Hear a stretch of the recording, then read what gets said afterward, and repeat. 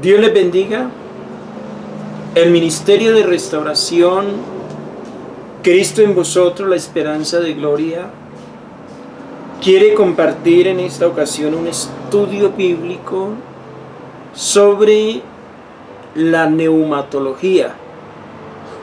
Esta palabra neumatología es una palabra teológica y es precisamente sobre el estudio de la obra y persona del Espíritu Santo.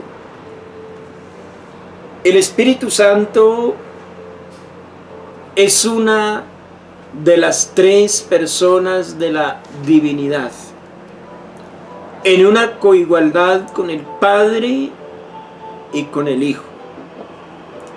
Y sin duda alguna, una de las doctrinas más mal interpretadas en estos últimos tiempos.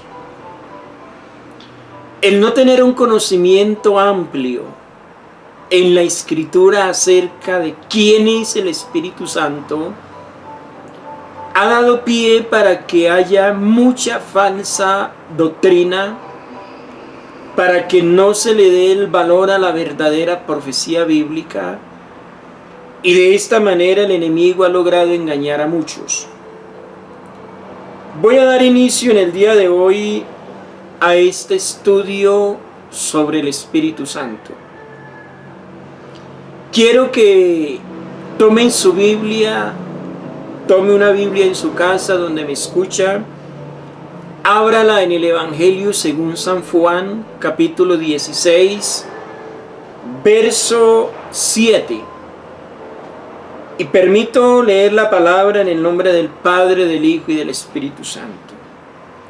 Pero yo os digo la verdad, os conviene que yo me vaya, porque si no me fuera, el Consolador no vendría a vosotros, mas si me fuere, os lo enviaré.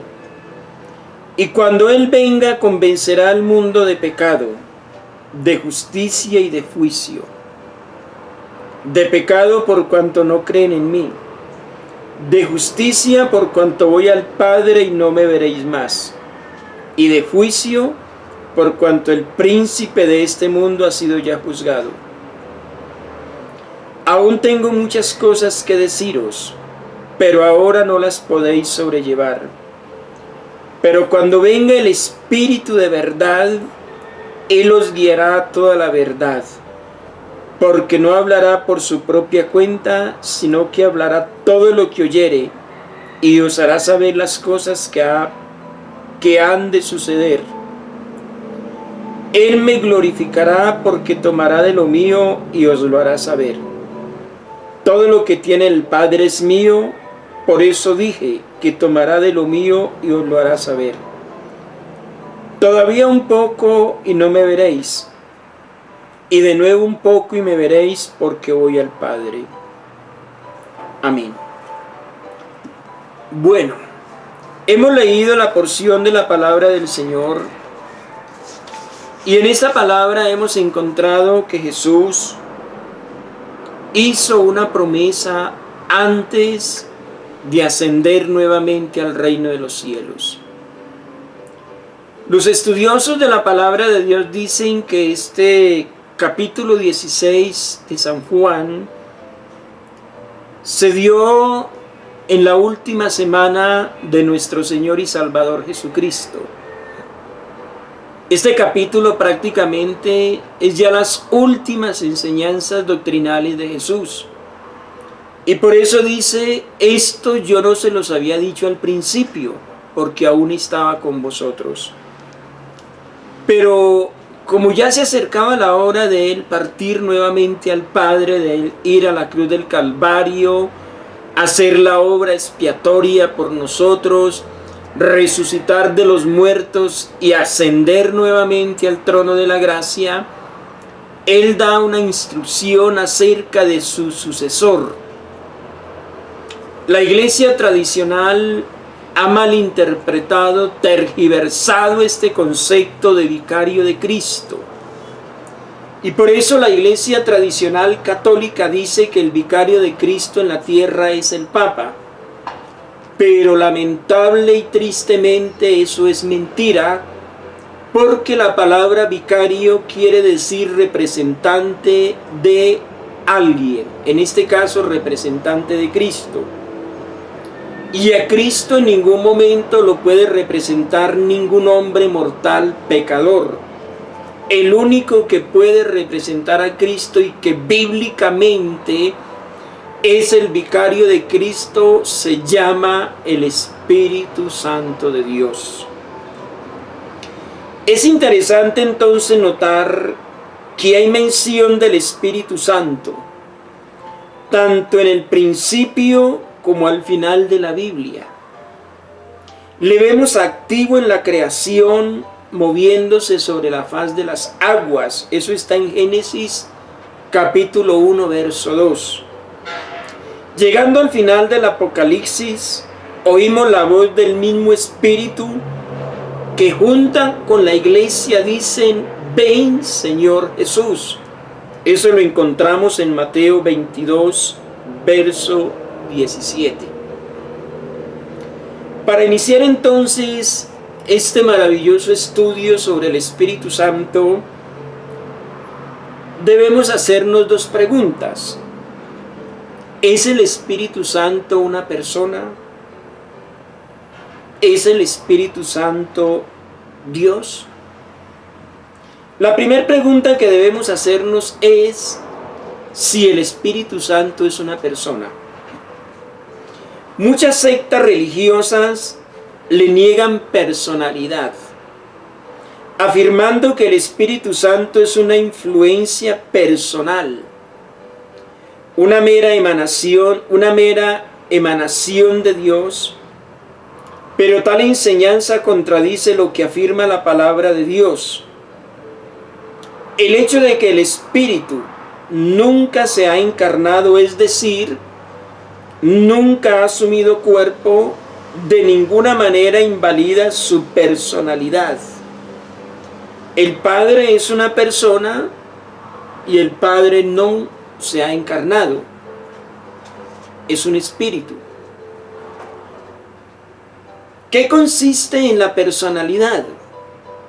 Bueno, en la personalidad consiste el intelecto. ¿Tiene el Espíritu de Dios intelecto? Sí lo tiene. En la primera carta a los Corintios, en el capítulo 2, verso 10 y 11, dice que el Espíritu todo lo escudriña, todo lo sabe, aún lo más profundo de Dios. Eso le da la capacidad de intelecto. Pero también tiene una mente. Romanos 8:27. También tiene una voluntad.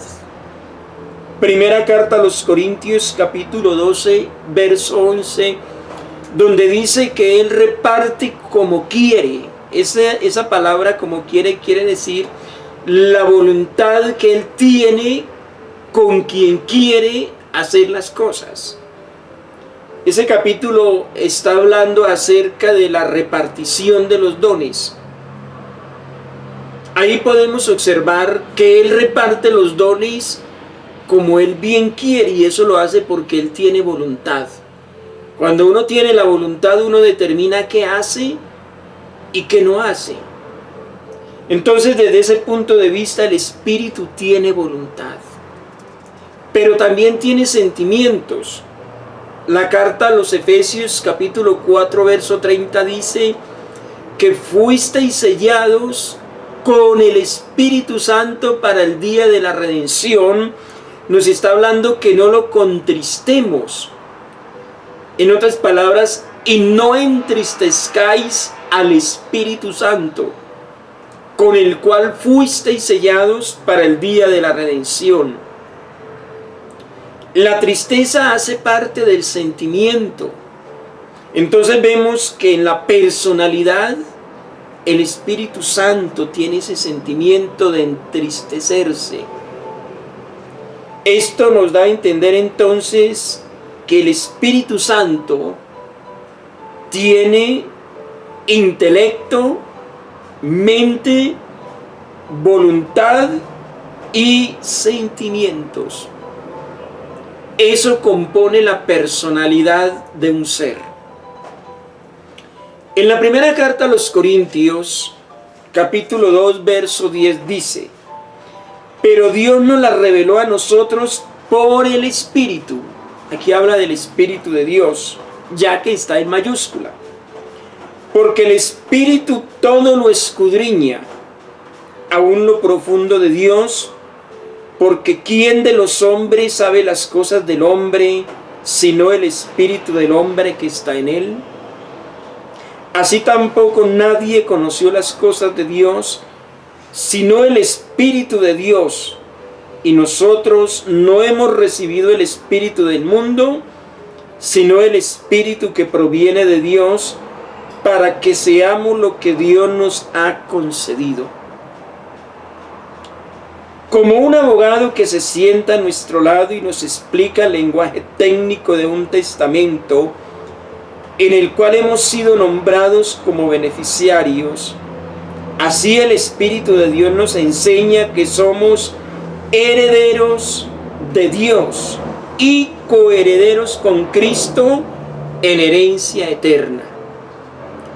Así que el Espíritu de Dios también hace la vez de un paracleto, de un abogado, alguien que está a nuestro lado. ¿Qué propósito tiene el Espíritu Santo de Dios de enseñarnos? Bueno, si nosotros miramos la función de los abogados, es instruir a su cliente para la defensa, es prepararlo. El Espíritu Santo nos prepara a nosotros, nos capacita para el día del juicio. Entonces, esto lo debemos disfrutar no solo en el futuro glorioso, sino también en la actualidad. ¿Qué es lo que debemos de disfrutar? El conocimiento, saber quién es el Espíritu Santo. Sobre el Espíritu Santo se han escrito muchos libros. Muchos autores de libros han escrito sobre el Espíritu Santo. Yo decía en la introducción que una de las doctrinas más mal interpretadas en la actualidad es la neumatología. ¿Por qué causa? Porque todo lo que sucede en la mayor parte del núcleo religioso, todo se le atribuye al Espíritu Santo. Si hay una revelación actual, dicen el Espíritu me mostró. Si hay un sueño, el Espíritu me mostró. Si hay una palabra profética, el Espíritu me dijo que hablase. Nosotros debemos tener cuidado en esa parte, porque nosotros no podemos adjudicar al Espíritu Santo a veces sentires nuestros o, lo que es más triste, el engaño del enemigo. Una de las cosas que más división ha traído a la Iglesia de Jesucristo en estos últimos años es esa doctrina sobre el Espíritu Santo. ¿Por qué hay tantos concilios en la actualidad? ¿Por qué aparecen tantas nuevas revelaciones entre comillas? Porque la mayor parte de gente ha dicho, Dios me mostró, el Espíritu me dijo, y en eso tenemos que tener mucho cuidado. La doctrina del Espíritu Santo tiene un propósito y es edificarnos. Al igual que la obra del Espíritu Santo tiene la misión en nosotros, es de formar a Cristo en nuestras vidas. Recordemos que la función que hizo el Espíritu Santo en el principio fue darle orden a la creación de Dios. La Biblia dice que en el principio el Espíritu de Dios se movía sobre la faz de la tierra y la tierra estaba desordenada y vacía. Entonces lo que hacía el Espíritu de Dios era darle forma, era darle orden a la creación de Dios. En la actualidad el Espíritu Santo está en el creyente formando a Cristo. ¿Y cómo forma a Cristo el Espíritu Santo en nuestras vidas? Eso lo vamos a mirar a través del desarrollo de este estudio. Cuando Cristo vino a María, dice que vino al vientre de ella y en el vientre de ella formó a Jesucristo. La persona de Cristo la formó en el vientre. Ahora el Espíritu Santo viene a nuestro corazón y en el corazón nuestro el Espíritu Santo forma a Cristo en nosotros. Esa es una parte importante de este estudio para que la analicemos. Entonces, como estamos viendo esta personalidad del Espíritu Santo, ahora vamos a darnos cuenta que el Espíritu Santo, dentro de las emociones que tiene con personalidad, es que ama. Y la esperanza no avergüenza, porque el amor de Dios ha sido derramado en nuestros corazones por el Espíritu Santo que nos fue dado. Eso lo dice la carta del apóstol San Pablo a los Romanos, capítulo 5, verso número 5. Pero ruego, hermanos, por nuestro Señor Jesucristo y por el amor de su Espíritu, que me ayudéis orando por mí a Dios. Eso lo dice Romanos 15:30. Aquí dice, por el amor de su Espíritu. Y esa palabra espíritu está en mayúscula. Es importante que entendamos en el estudio bíblico que cuando encontramos la mayúscula se refiere al Espíritu de Dios, como cuando encontramos el nombre de Dios en mayúscula. Eso es importante para nosotros porque hay muchos dioses. Y se puede escribir el nombre de Dios con D pequeña, pero entonces estamos minimizando el poder y la grandeza de Dios, y por eso se le da ese orden de mayúscula para que sobresalga. Pero también como persona o personalidad que tiene el Espíritu Santo es que reprende y amonesta.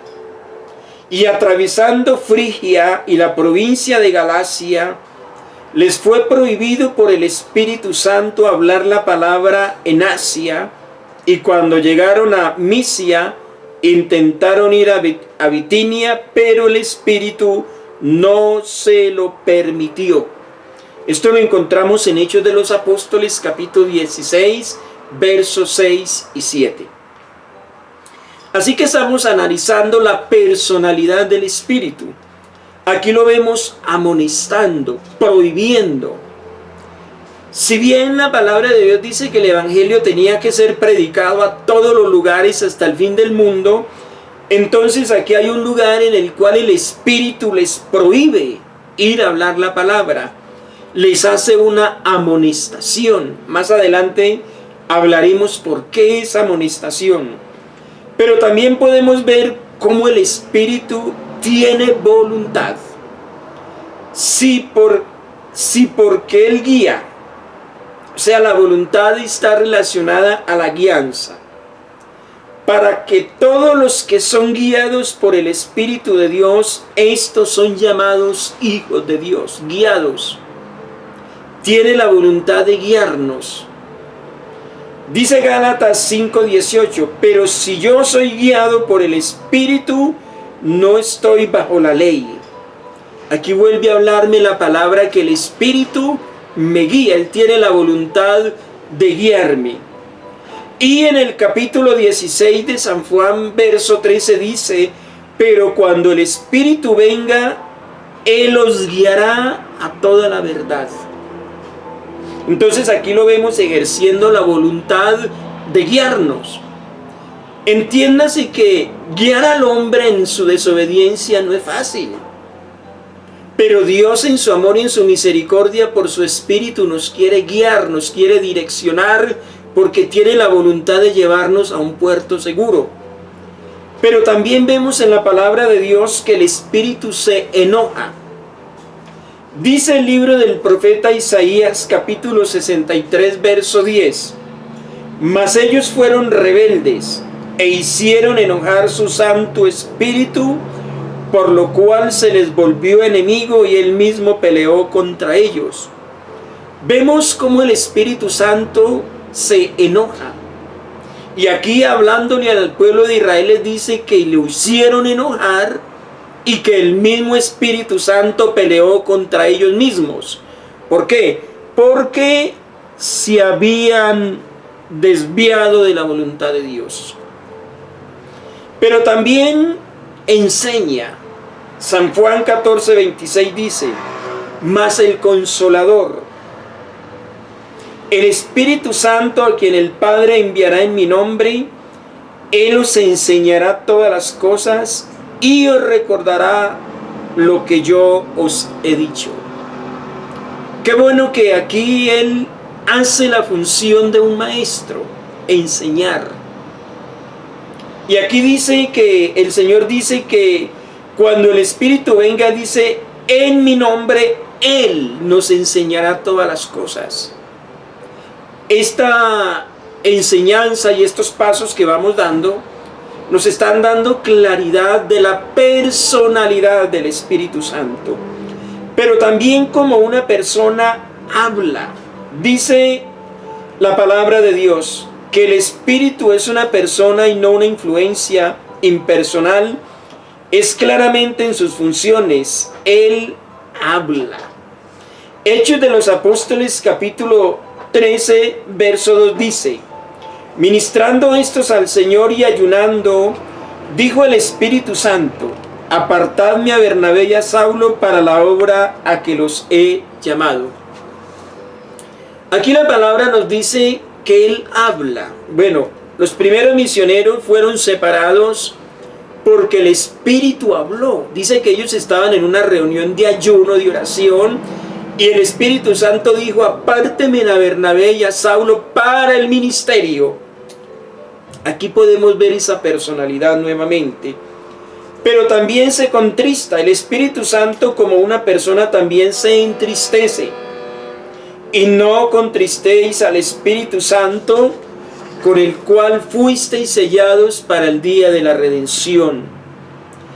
Es importante que entendamos esto de la personalidad. Ahora, como una persona se le puede, mas no se debe. Eso quiero que quede bien claro. ¿Se le puede mentir? Claro que sí, podemos mentirle al Espíritu Santo. Hechos capítulo 5, verso 3. La Biblia nos habla de un hombre llamado Ananías y su esposa Doña Zafira. Este par de ovejas perdidas, les diría yo, ovejas negras, decidieron mentirle al Espíritu Santo.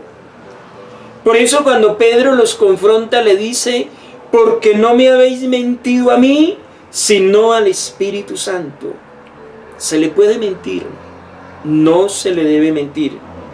Se le puede resistir. Capítulo 7, verso 51 de Hechos de los Apóstoles dice que ellos resistieron al Espíritu. El Espíritu Santo, a través de Esteban, estaba dándoles un mensaje para convencerlos, para redarguirlos que ellos habían matado a Jesús y que ellos necesitaban convertirse al Señor. Pero ellos endurecieron su corazón. Y la Biblia dice que ellos lo resistieron. Entonces se le puede resistir. También se le puede contristar, ya lo hemos visto, se le puede blasfemar. Él, siendo el soberano, el ordenador de las cosas divinas, a Él se le puede blasfemar. No lo debemos hacer. Dice Mateo 12:31 que el que blasfemare contra el Espíritu Santo no tiene perdón ni en este siglo ni en el venidero. Así que nosotros podemos ver también aquí en Hebreos capítulo 10, verso 29, donde la Biblia dice que se le puede afrentar, o sea, puede haber una confrontación con Él. Quiero que tengamos pendiente que este primer paso que hemos dado nos habla de la personalidad del Espíritu Santo, no es una fuerza como dicen algunas sectas religiosas, entre ellas los testigos de Jehová, los adventistas, etc. Es un ser real y tiene una personalidad que queda manifestada en este primer punto. Vamos a hacer un alto en esta primera lección. Dios mediante estaremos continuando. En la próxima clase veremos la deidad del Espíritu Santo. Vamos a darle gracias al Señor por esta primera lección. Soberano Dios, te doy gracias en el nombre de Jesús y quiero pedirte que tú seas bendiciendo y dando entendimiento a cada vida que ha escuchado esta enseñanza. Yo bendigo en tu nombre cada hermano, cada hermana y cada amigo que nos oye a través de estos medios. Si quieres conocer más acerca de la obra y persona del Espíritu Santo, te invito a nuestra próxima lección sobre la persona del Espíritu Santo. Dios te bendiga.